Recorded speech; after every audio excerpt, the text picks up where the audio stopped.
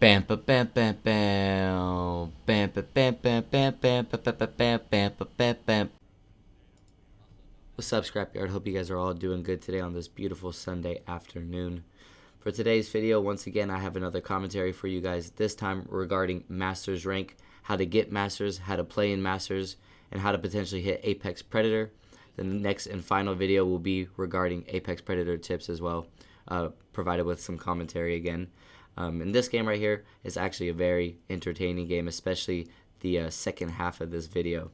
I died off rip super early. I actually wide swung by myself and kind of got ratted on by a guy. I also got screwed over by my gun animation, so I simply just lost that fight. But my teammates clutched up that fight, got my banner, and revived me right next to Terraformer, which is where we landed. We didn't have anybody land with us, so we had to go to another POI to fight them. So we get a couple KP off rip again. If you guys are looking to rank up fast through Masters and to potentially hit Pred, pushing fights early on is your best friend. You want to take those fights early on and leave it to the RNG gods, because those are the best chance that you have to win some fights, especially if the RNG is in your favor. So they revived me here. I'm probably, I don't know what I'm doing standing still right now on my phone or reading chat or something, but I got to do what I can to loot up. You'll see eventually we end up getting pushed here, which is a very difficult push. They're actually coming from the way that I was just revived, right? And this is a hard push. I have to brace it out. I'm split from my teammates. I can't take unnecessary damage right there. I also don't have the best weapons to do anything with, right? I got a car with 40 bullets and an alternator with minimal. Both my teammates have blue. You're going to see it gets very hectic right now because we're also getting pushed from my other side right there where I just pinged. So right now, there's this term that we're about to do. It's called bunkering up.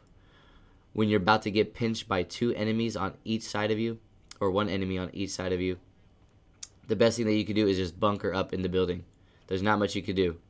You have to sit there and play angles, make sure somebody's watching that front door, I'll watch this back door right here, and we just bunker up and do what we can to prevent both teams from pushing us.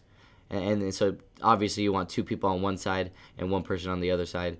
Whatever side is what you deem is the harder push for the enemy team, you only need one person there, right? The very easy push, you should have two people on that, because again, if it's an easy push, you have to expect them to forcefully push that aggressively, and you need more numbers there to help. And sometimes you might even swing and help them with all three of you guys, which leaves your other angle vacated, so you can only do that for a certain amount of time, very quickly within a small window, before you have to go back and check that other angle. So you see us constantly going back and forth. Decoy just gets fried right there because the other three stack rush in.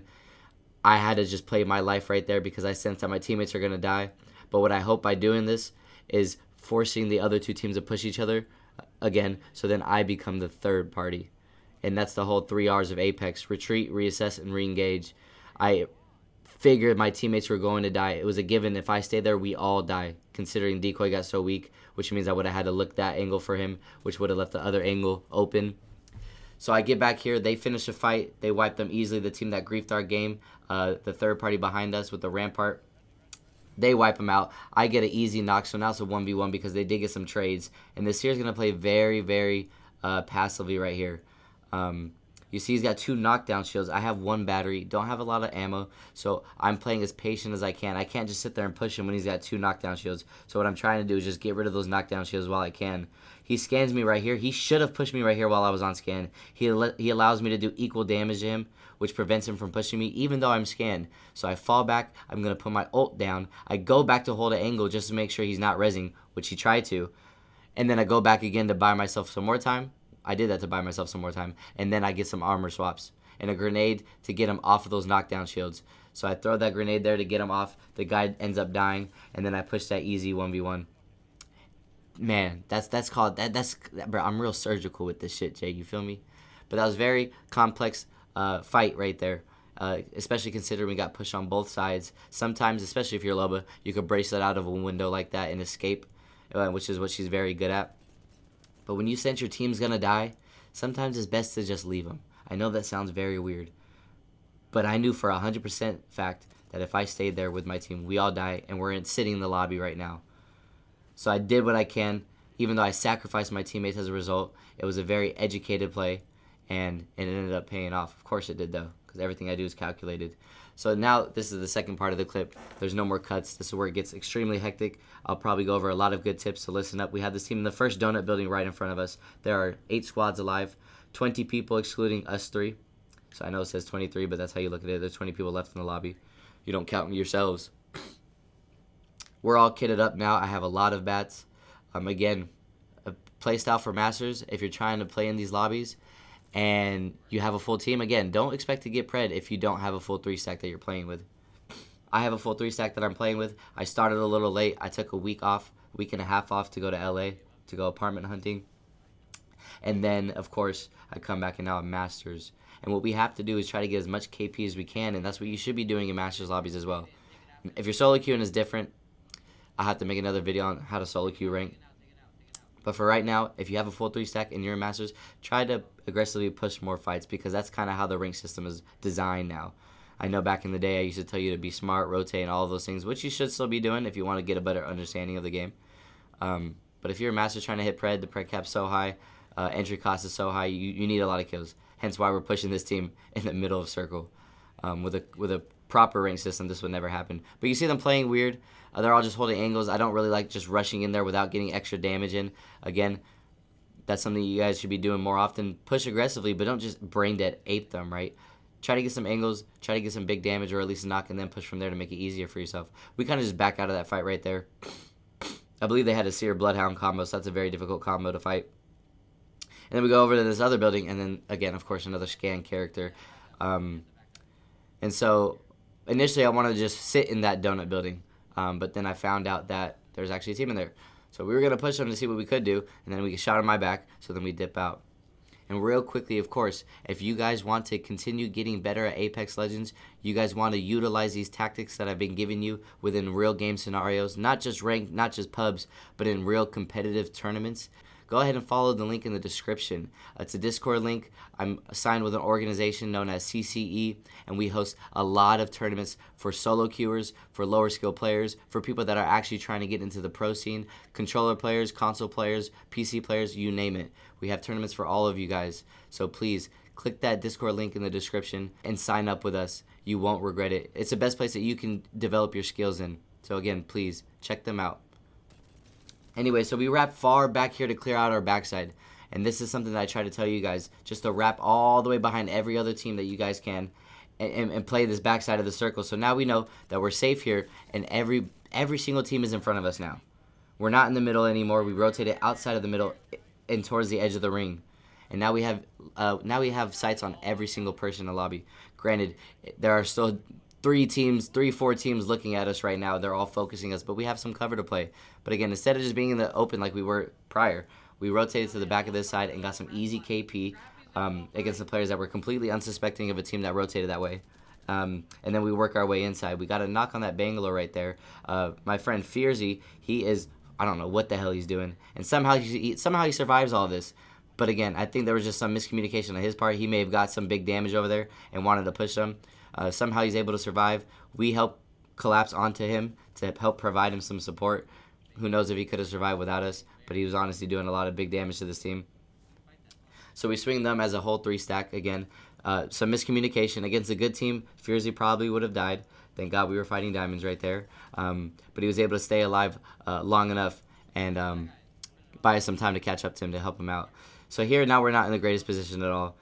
We're still kind of in the backside of the circle with a lot of room to play, but we're kind of in the wide open right there. So again, I back up a bit to try to put my ult down just to get some more loot. We have a team in Donut Building, we have a team to our left up on the hill, and we have a team to our right.